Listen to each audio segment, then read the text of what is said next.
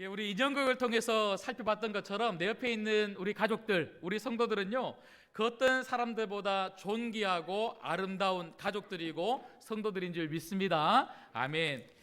여러분, 우리 가정은 누가 만드셨을까요? 우리 가정은 하나님이 만드셨습니다. 우리 가정의 건축가는 하나님이십니다. 하나님이 설계도를 만드셨고요, 하나님이 직접 우리 가정을 시공도 하셨고, 우리 모든 가족들이 우리 가정의 울타리에서 잘 살 수 있도록 하나님이 직접 우리를 입주시켜 주신 줄 믿습니다. 그래서 하나님께서 지으신 집이 가장 아름다운 집이에요. 그러면 누구 집이 가장 아름다운 집입니까? 내가 살고 있는 우리 집, 그리고 우리 신광교회가 가장 아름다운 집이요, 가장 행복한 교회인 줄 믿습니다. 근데 여러분, 하나님이 이렇게 우리 가정의 건축가시라면 그 건축가이신 하나님이 우리 가정을 지으면서 목적을 가지고 지으셨다는 거예요. 대충 짓지 아니하시고 우리 가정을 향한 하나님의 목적, 그게 무엇일까요? 여러분, 오늘 말씀해 보시면요, 24절의 말씀을 같이 한번 읽도록 하겠습니다. 24절 읽을게요. 시작. 이러므로 남자가 부모를 떠나 그의 아내와 합하여 둘이 한 몸을 이룰지로다. 아멘. 한 몸. 여러분, 오늘 말씀을 통해서 하나님이 아담과 하와 그 두 사람을 짝지어 결혼을 시키면서 최초의 가정을 만드시면서 하나님이 목적하신 목적이 뭐냐면, 그건 바로 한 몸, 하나라는 것이죠. 여러분의 가정이 하나가 되고 우리 신강교회가 마음으로 이어지고 사랑으로 이어지는 한 몸, 하나 되는 공동체가 되기를 주님의 이름으로 소망합니다. 이게 바로 하나님이 원하시는 거예요. 여러분, 저는 목사가 되고 하나님 말씀을 연구하고 또 공부하고 설교 말씀을 준비하다가 보니까요, 하나가 된다는 것이 얼마나 중요한지 사실 목사가 되기 전에는요 별로 몰랐어요. 이 정도로 중요한지 몰랐어요. 그런데 말씀을 읽어보니까 모든 곳에 곳곳에 하나님이 성도는 하나가 돼야 된다, 하나님 백성은 하나가 돼야 된다, 가정은 하나가 돼야 된다, 주님의 몸된 교회는 하나가 돼야 된다, 계속해서 하나, 한 몸, 연합이라는 것에 대해서 계속 말씀을 하고 계시더라고요. 여러분, 성도는 하나 되지 못할 때 기쁨을 누릴 수 없고요, 정말 그 하나됨을 정말 누리지 못할 때 이 땅을 살아가면서 정말 기쁜 행복한 삶을 살 수가 없더라는 거죠. 그런데 하나님이 이렇게 우리가 하나 되기를 원하시는데 악한 사탄은 우리가 하나 되기를 원치 않죠. 그래서 우리는 사탄, 그 마귀를 뭐라고 그럽니까? 분열의 영이다, 분열의 영, 그렇게 부릅니다. 여러분, 악한 사탄은요 끊임없이 가정에서 우리가 싸우도록 만드는 거예요. 부부가 싸우게 만들고요, 부모와 자녀끼리 싸우게 만들어요. 그리고 교회 안에서도 성도들끼리 싸우게 만드는 영이 누굽니까? 악한 사탄, 마귀입니다. 여러분, 이 말씀, 오늘 본문의 말씀을 읽다가 싸운 부부가 있어요. 저는 아닙니다. 그런 부부가 있는데 이 말씀을 읽다가 아내 되는 분이 자꾸 남편의 얼굴을 보면서요 자꾸 혀를 차는 거예요. 혀를 자꾸 차면서 그럼 그렇지, 그럼 그렇지, 자꾸 그렇게 이야기하는 거예요. 그래서 남편이 너무 기분 나쁘잖아요. 그래서 아내한테, 여보, 말씀을 읽다가 왜 내 얼굴을 보고 자꾸 혀를 차? 자기 왜 자꾸 그럼 그렇지, 왜 자꾸 그렇게 이야기했더니 이 아내가 대뜸 하는 말이, 여보, 내가 말씀을 읽다가 보니까 당신이, 그리고 당신의 가정이 왜 그런지 이제 알겠어. 그게 무슨 말이야? 오늘 말씀해 보니까 하나님이 아담은 흙으로 지었고 하와, 여자는 그 뼈로 지었다 그러는데, 그러고 보니까 우리 집은 뼈대 있는 집안인데 당신 집은 흙가루 집안이잖아. 그래, 당신 집은 콩가루 집안처럼 흙가루 집안이잖아. 그래서 그걸로 막 싸웠다 그런 거예요. 여러분 가정은 무엇 때문에 싸우십니까? 여러분은 어떤 것 때문에 싸우시고 무엇 때문에 갈등을 빚고 있습니까? 악한 사단은 이렇게 말씀을 읽고 듣는 중에도 강력하게 역사하는 영입니다. 여러분, 바라건대 여러분의 가정이, 여러분들이 악한 사단에 휘둘리는 가정이 아니라 하나님이 붙잡아 주시는 화목한 가정, 하나 되고 연합된 가정이 되기를 주님의 이름으로 축복합니다. 그렇다면 오늘 말씀을 통해서 우리 가정이 어떻게 하면 한 몸, 화목한 가정이 될 수 있을까? 오늘 말씀을 통해서 성경적 원리 3가지만 우리가 좀 살펴보려고 합니다. 제가 성경적 원리라고 말씀을 드린 이유는요, 짧은 이 시간에 여러 가지 전략이나 방법을 살펴볼 여유가 없어요. 그래서 성경이 무엇이라고 이야기하는지 아주 중요한 원리만 좀 간단하게 살펴보려고 하는 것이죠. 첫 번째는요, 나 중심적으로 행동하면 안 된다는 것입니다. 누구 중심적으로요? 나 중심. 여러분 중심으로 말하고, 여러분 중심으로 행동하고, 여러분 중심으로 살아가지 않기를 주님의 이름으로 축복합니다. 모든 공동체가 그래요. 우리 가정뿐만 아니라 교회도 그렇고요, 내가 몸담고 있는 직장도 그렇고, 모든 관계가 나 중심적으로 살아가면 깨지는 거예요. 나 중심적으로 말하고 나 중심적으로 행동하면 깨질 수밖에 없는 거죠. 여러분, 오늘 또 말씀해 보시면 24절 말씀 다시 한 번 더 보십시오. 24절 말씀해 보시면, 남자가 부모를 떠나 그의 아내와 합하여 둘이 한 몸을 이룰지로다.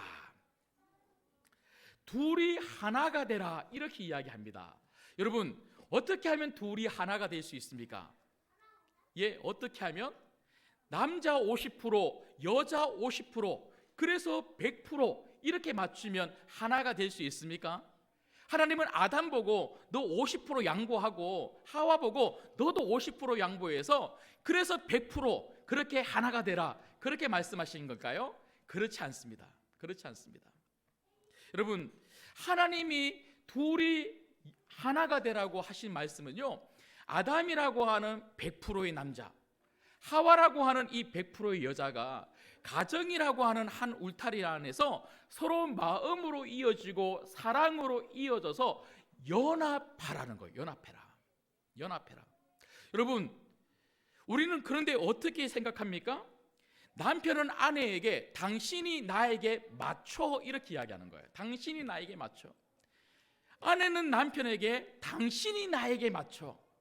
자기 중심적으로 당신이 나에게 맞춰, 자꾸 그렇게 이야기하죠. 심지어 부모는요, 자녀들에게 어떻게 합니까? 예전에 나는 이렇게 했는데, 아빠가 엄마가 살 때는 이렇게 공부하고 이렇게 했는데, 너희들이 내 생각에, 우리 부모의 생각에 맞춰. 자꾸만 부모 위주로, 남편 위주로, 아내 위주로 자기 중심적으로 말하고 자기 중심적으로 행동하면서 자기에게 맞추라고 하는 거예요. 여러분, 제가 한번 여쭤볼게요. 여러분, 여러분의 배우자는 여러분에게 잘 맞춰 주십니까? 반응이 왜 이래요? 그럼 제가 다시 한번 여쭤볼게요. 여러분, 남편과 아내가 맞추어질까요? 여러분, 저는 결혼하기 전에 많은 선배들이 저보고 어떤 조언을 해주냐면요, 결혼을 하면 서로 맞추어 가면서 사는 거라고 그렇게 조언을 하더라고요. 저는 그런 줄 알았어요. 그래서 결혼을 했는데, 여러분, 20년, 30년, 40년 살면 서로 맞추어질까요? 지난번에 우리 신광교회에 오셨던 복화수사, 그분이 뭐라고 말씀하셨어요? 부부는 로또라 그래요. 로또. 안 맞아도 너무 안 맞는다 그러지 않습니까? 여러분, 그래서 제가 결혼 생활하면서 느낀 게 뭐냐면요, 부부는 맞추어 가는 것이 아니라 연합해 가는 거다. 연합해 가는 거다. 나 중심적인 생각을 내려놓고 서로 인정하고 연합해 갈 때 부부는 하나 될 수 있고, 자녀들에게 맞추라고 이야기할 것이 아니라 자녀들 있는 그대로를 존중하고 이해하고 서로 연합해 갈 때 가정이 화목할 수가 있더라는 것이죠. 여러분, 많은 가정의 전문가들이 70년대, 80년대는요, 가정 불화의 원인이 1순위, 2순위, 3순위 대부분이 먹고 사는 문제였대요. 너무 못 먹고 사니까 먹는 문제 때문에, 사는 문제 때문에, 입는 문제 때문에 부부가 자꾸 싸우고 갈등을 빚었다는 거예요. 그런데 90년대 이후로 이게 좀 바뀌었는데요, 지금까지 가정 불화의 원인 1순위, 2순위, 3순위가 어떻게 바뀌었냐면요, 성격 차이, 부당한 대우, 가족과의 단절, 대화의 단절. 무슨 말입니까? 가족들이 서로 자기 중심적으로 살더라는 거예요. 자기 중심적. 여러분, 오늘 여러분의 가족은 어떻습니까? 우리 신광교회는 어떤 공동체입니까? 아니, 여러분들은 어떻습니까? 여러분들은 어떤 생각을 가지고 가정 안에서 가족을 대하십니까?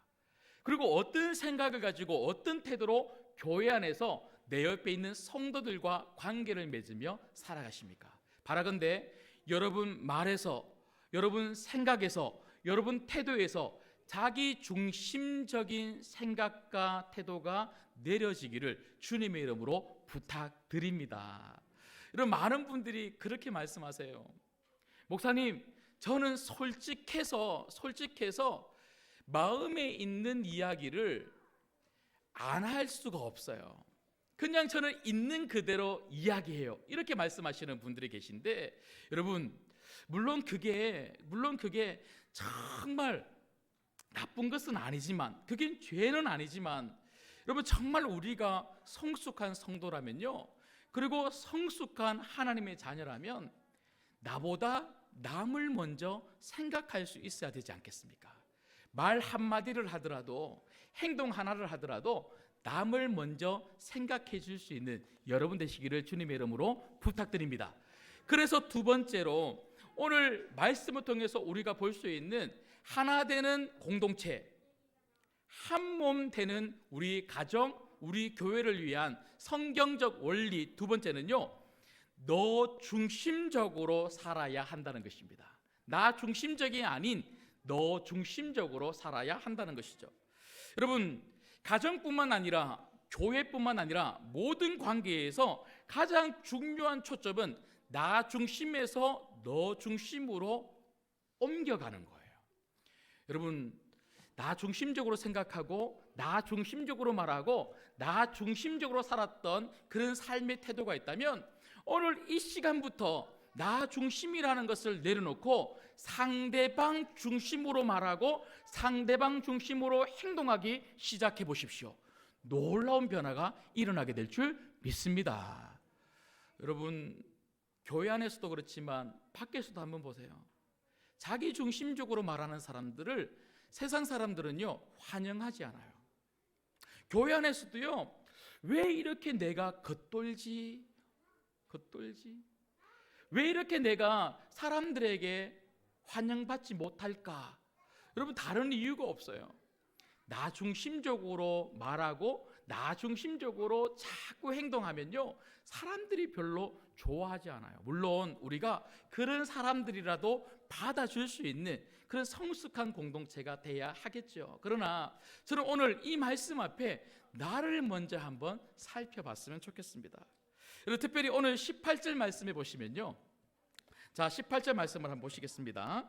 자, 18절 같이 읽겠습니다. 시작. 여호와 하나님이 이르시되 사람이 혼자 사는 것이 좋지 아니하니 내가 그를 위하여 돕는 배필을 지으리라 하시니라. 아멘. 여러분, 여기 보시면 하나님이 하와를 만드시고는요, 그 하와가 아담에게 돕는 배필이라고 그렇게 이야기하고 있습니다. 돕는 배필, 무슨 말입니까?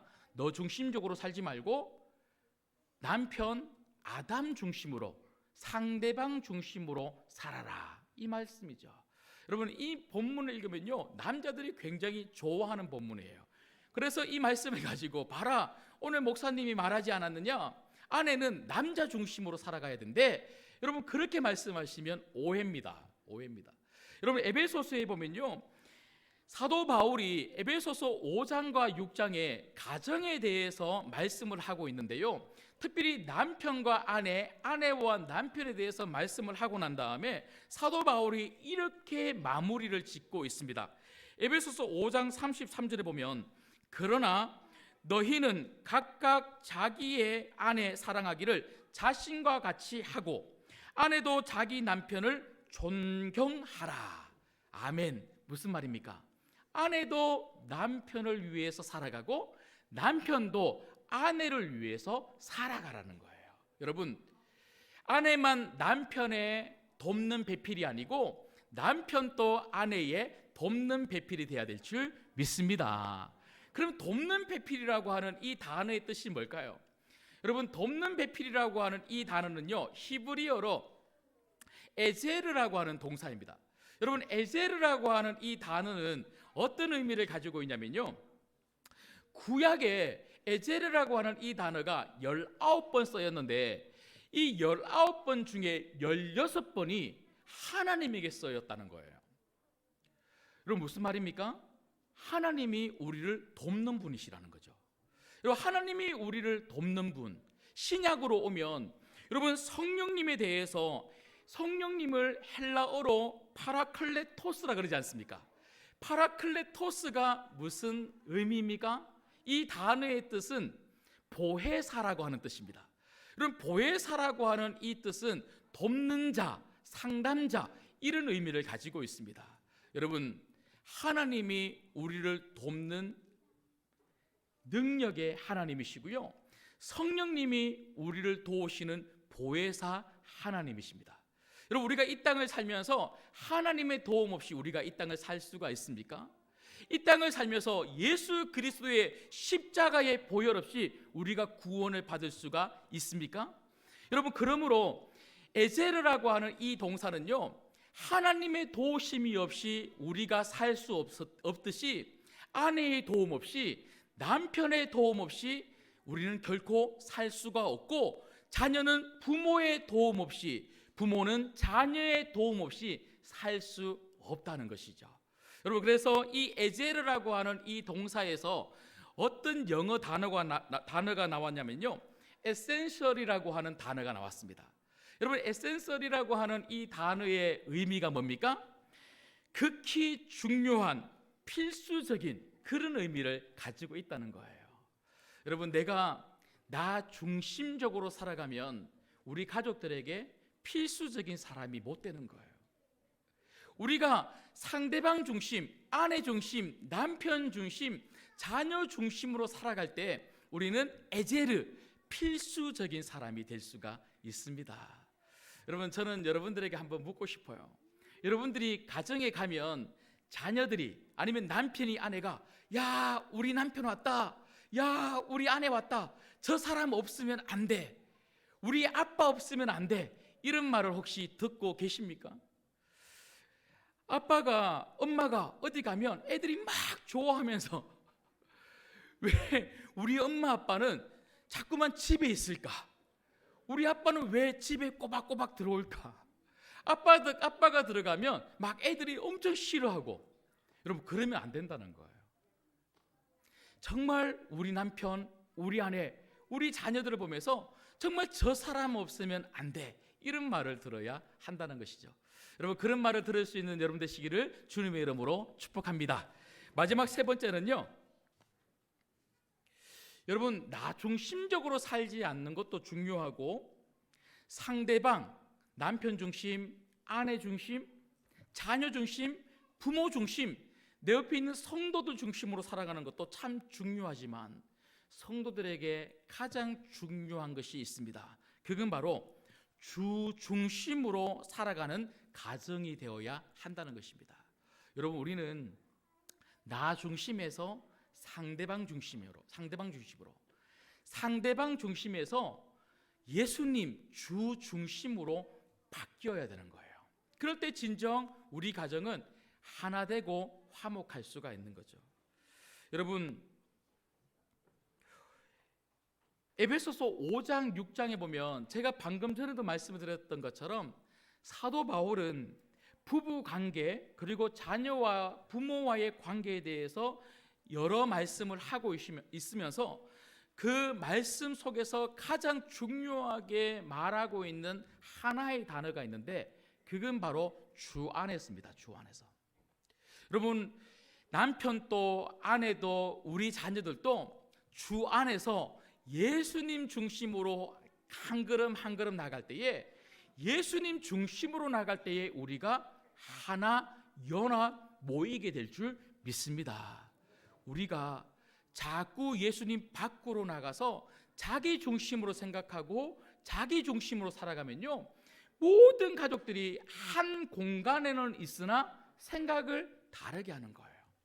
한 공간에는 있으나 하나로 뭉쳐질 수가 없더라는 것이죠.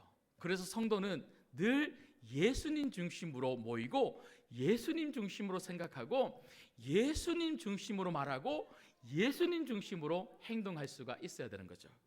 여러분, 오늘 창세기 본문에도 보시면요, 오늘 이 창세기 2장의 본문이 저희들에게 말하고 있는 내용은 너무나 명확합니다. 그게 뭐냐면요, 가정의 출발은 하나님이시라는 거죠. 하나님이 아담과 하와를 만드시고 하나님이 아담과 하와를 결혼시키시고 하나님이 아담과 하와를 한 몸 이루도록 만들어 주셨다는 거예요. 여러분, 하나님이 저희들을 이렇게 가족으로 묶어 주셨다면 우리에게 필요한 게 뭡니까? 하나님을 앞세우는 겁니다. 여러분, 저는 결혼식 주례를 하면서 항상 하는 말이 있습니다. 두 사람이 같이 살 때에 정말 행복할 수 있는 비결은 하나다, 하나. 그것은 바로 두 사람의 생각을 앞세우지 말고 하나님 생각을 앞세워라. 왜냐하면 하나님이 두 사람을 만나게 했으니 두 사람이 하나님 말씀대로만 살아가면 반드시 행복할 수 있다. 그래서 두 사람이 늘 언제나 하나님의 뜻이 무엇인지 물어보고 그 뜻대로 서로 살아가면 행복할 수 있다고 말씀을 전합니다. 여러분, 그래서 정말 하나님을 앞세우기 위해서 우리에게 정말 중요한 것은요, 바로 성경 말씀이에요. 늘 언제나 우리 모든 가족들이 하나님은 이 성경 말씀을 통해서 우리 가족에게 무엇이라고 말하고 있는가? 그래서 모든 가족들이 하나님 말씀 속에서 하나님의 뜻을 듣고 그 뜻을 가지고 가족들에게, 남편에게, 아내에게, 자녀들에게, 부모님에게 그 말씀대로 실천하고 순종하고 살아갈 때, 그 말씀대로 살아가기만 하면 우리 가정이 연합하고 화목한 그런 가정이 될 수가 있다는 것이죠. 여러분, 저는 말씀을 맺으면서 한 권의 책을 소개를 해드리며 말씀을 좀 맺으려고 합니다. 제가 최근에 읽은 책 중에 삐끗한 인생 되돌리기라고 하는 책을 제가 읽었습니다. 삐끗한 인생 되돌리기라고 하는 이 책의 원저자는요, 스티븐 스콧이라고 하는 사람인데요, 이 사람은 아주 독실한 그리스도인입니다. 그래서 이 책의 그 내용은 이 사람이 읽었던 잠언의 그 내용을 읽고 받은 은혜를 기록한 책이 바로 삐끗한 인생 되돌리기입니다. 그래서 저는 요즘 만나는 분들에게 인생을 바꾸고 싶고 가정을 바꾸고 싶고 자녀들을 바꾸고 싶으면 이 책을 한번 읽어보십시오 하고 계속 이 책을 소개하고 있어요. 근데 한 가지 조금 아쉬운 점은 이 책이, 이 저자는 그리스도인인데요, 이 책이 경건서적, 기독교 서적으로 번역이 된 것이 아니고 일반 서적, 자기 개발서로 번역이 되다가 보니까요, 이 책의 이 원저자가 가지고 있었던 하나님 말씀의 중요함보다는 조금 이 성공의 비결로 이렇게 책이 번역되다 보니까 하나님이 좀 부각이 되기보다는 하나님을 신으로 이렇게 번역하기도 하고, 또 내용상 또 번역한 저자가 또 이런저런 또 내용을 추가하다가 보니까 조금 원문에서 좀 퇴색한 그런 의미가 조금 있긴 합니다. 하지만 아주 좋은 책이니까 한번 살펴보면 좋을 것 같습니다. 근데 이 책에 보면요, 스티븐 스콧이라고 하는 이 사람이 대학을 졸업하고 6년 동안 회사를 무려 9번이나 실직을 했다는 거예요. 자기가 그만둔 게 아니고요, 9번이나 회사에서 쫓겨났다는 겁니다. 얼마나 이 청년이 마음이 힘들었겠어요. 그런데 마지막 쫓겨날 때 그 회사의 상사가 이 스티븐 스콧에게 뭐라고 이야기를 했냐면요, 내가 이때까지 만난 사람 중에 당신이 내 인생의 최악의 사람입니다. 당신은 너무 형편없어요. 내가 생각하건대 당신은 절대로 성공할 수 없습니다. 이렇게 악담을 했다는 거예요. 회사에 쫓겨나는 것도 기분이 안 좋은데요, 그런 말을 상사로부터 들었으니까 얼마나 마음이 힘들었겠어요. 그런데 이 사람은요, 게리 스몰리라고 하는 심리학 박사가 있었는데 그 박사가 이 사람의 멘토랍니다. 그래서 너무 힘든 마음을 가지고 이 박사님을 찾아갔는데, 이 박사님이 이 게리 스몰리라고 하는 이 박사님이 스티븐 스콧의 이 아픈 마음을 쭉 듣고는요, 뭐라고 제안을 하냐면, 네가 정말 당신을 이때까지 쫓아내었던 그 어떤 상사들보다 똑똑한 사람이 되고 싶으냐? 그리고 정말 성공한 한 사람으로 이 땅을 살고 싶으냐? 그러면 내 말을 한번 듣고 그대로 한번 실천해 보겠느냐? 이렇게 제안을 하는 거예요. 그러니까 이 스티븐 스콧이 얼마나 솔깃해요. 박사님, 어떻게 살면 제가 똑똑한 인생, 풍성한 인생, 성공한 인생으로 살 수 있을까요? 하고 물어봅니다. 그때 이 게리 스몰리가 뭐라고 이야기하냐면요, 잠언이 31장까지 있는데 한 달이 30일일 수도 있고 한 달이 31일일 수도 있다. 한 달이 31일이면 매일 한 장씩 읽고, 한 달이 30일이면 마지막 날에 30일 그때에 2장을 읽어라. 이것을 2년 동안만 한번 해봐라. 만약에 2년 동안만 하면 너는 그 어떤 사람들보다 똑똑한 사람이 될 것이고, 5년 동안만 하면 반드시 하나님이 너를 성공한 사람으로 그렇게 만들어 주실 거다. 그렇게 이야기했다는 거예요. 그러면서 그냥 말씀만 읽지 말고 말씀을 읽을 때에 종이 한 장을 가지고 와라. 종이 한 장을 펴놓고 잠언서 말씀을 읽으면서 하나님이 새롭게 깨닫게 하시는 말씀을 그 종이에 적으라는 거예요. 그 종이에 적고는요, 하나님이 주시는 새롭게 깨닫게 하시는 말씀을 그 종이에 적고는 매일마다 그 종이에 깨닫게 하신 말씀을 실천하면서 한번 살아봐라. 그렇게 제안을 했던 것이죠. 여러분, 스티븐 스콧이 그 게리 스몰리라고 하는 박사님의 이 말에 정말 감동을 받고는요, 그대로 실천했다는 거예요. 그런데 매일 잠언서 말씀을 읽고 빼곡하게 종이 한 장에 은혜 받은 말씀을 적고는요, 그걸 그대로 실천하기를 1년 조금 넘게 했는데요, 1년이 조금 넘은 어느 날, 2년이 채 되지 않았는데 어떤 사람이 스티븐 스콧에게 찾아왔다는 거예요. 찾아와서는 내가 돈이 이 정도 있는데 우리 같이 회사를 해보지 않겠느냐 하고 창업을 제안했다는 것입니다. 그래서 스티븐 스콧이 그 창업의 제안을 듣고는요, 마케팅 광고 회사를 같이 시작을 했다는 거예요. 그런데 마케팅 광고 회사를 시작을 하고 5개월, 6개월, 채 1년도 되지 않아서 그 당시 환율로 한 주 매출이 100만 달러를 넘었다는 거예요. 100만 달러. 한 주 매출이. 그 뒤로 이 회사가 급성장하면서요, 마케팅 분야에서 전 세계에서 내놓으라고 하는 최고 회사가 되었다는 겁니다. 그래서 나중에는요, 포춘지에서 500대 기업을 뽑는데요, 그 500대 기업 안에 들어가는 CEO가 되었다고 그렇게 책에서 소개하고 있습니다. 여러분, 제가 왜 이 사람의 말을 이렇게 여러분들에게 소개하고 있을까요? 제가 왜 이 책을 여러분들에게 소개하고 있을까요? 여러분들 보고 부자 되라고 제가 이 책을 소개하고 있는 것이 아닙니다. 성도는, 그리고 성도의 가정은, 교회는 하나님 말씀대로만 살면 하나님이 인도하여 주실 줄 믿습니다. 성도의 기적은 다른 데서 오는 것이 아니라 하나님 말씀대로 살아갈 때에 하나님이 우리의 삶 속에서 놀라운 기적을 베풀어 주셔서 풍성한 삶을 살도록 만들어 주신다는 거예요. 여러분 가정을 정말 화목한 가정으로 만들고 싶으십니까? 여러분 가정을 정말 한몸 이룬 연합된 가정으로 이루고 싶으십니까? 하나님을 아세우십시오. 그리고 그 말씀대로 한번 살아가 보십시오. 여러분 중심으로 살지 마시고 예수님 중심으로 한번 살아가 보십시오. 반드시 복된 가정이 되게 될 줄 믿습니다. 말씀을 맺겠습니다. 여러분, 모든 게 태도에 달려 있습니다. 모든 게 태도에 달려 있습니다. 나 중심에서 상대방 중심으로 바뀌면 놀라운 일이 생깁니다. 그런데 여러분, 성도는요 한 걸음 더 나가야 되는 거예요. 세상 사람들도요 나 중심에서 상대방 중심으로 살아감으로 말미암아 좋은 관계를 맺으면서 행복을 누리고 있는 사람들 참 많이 있습니다.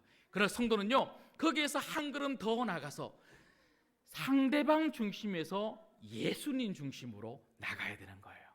여러분 가정이, 우리 신광교회가 나 중심에서 상대방 중심으로, 상대방 중심에서 예수님 중심으로 나아가 예수님께서 우리 인생에 가지고 계시는 그 목적, 하나님이 우리 가정을 지으시고 우리 교회를 이렇게 만드시면서 가지고 계시는 그 창조의 목적 그대로 한 몸 이루어 이 마지막 때에 귀하게 쓰임받는 여러분 가정과 우리 신광교회 되기를 주님의 이름으로 축복합니다.